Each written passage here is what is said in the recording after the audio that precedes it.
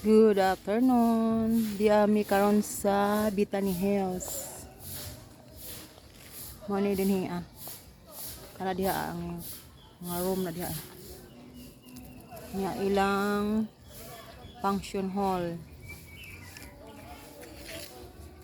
Ya ko sa babaw. Ya kani ay nga area na may lamisa.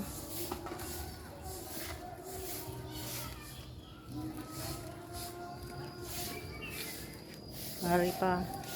Tara dito ang swimming pool sa Obos. Kan dagat o kita kan dagat. Hindot sad nga rin. Landong pa, dili init.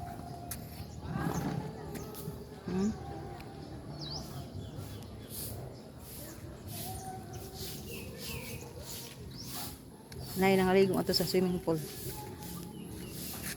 Alright. Dapat lamisa.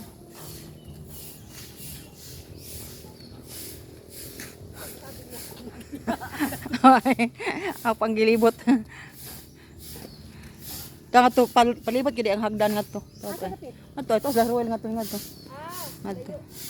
Sapa malis, ubos eh. Sapa.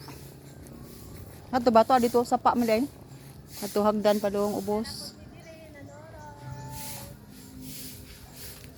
Bukid yun siya, pero gikuan lang yun siya ba? Naagi pang kuan, bagi pang hagdan nga to sa ubos oh. Ito nga to pa doong ubos. Ito may bahay sa ubos. May bahay sa ubos. May nga rin kay landong.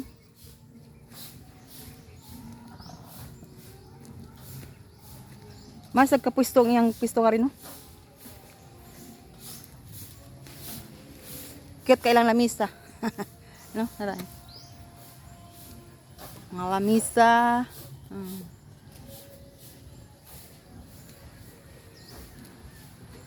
Ang swimming pool ora parang ato ay nangaligo pwede sila mag overnight kanam sila room dito sa Pika side sa kani nga puno nindot na himuag doyan diri ay doyan tugit tabyog bang pare sa Sikihor.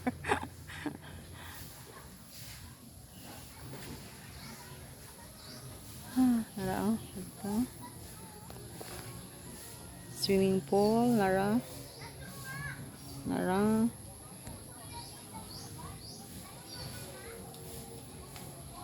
Nakita sa kay dagat nga rin.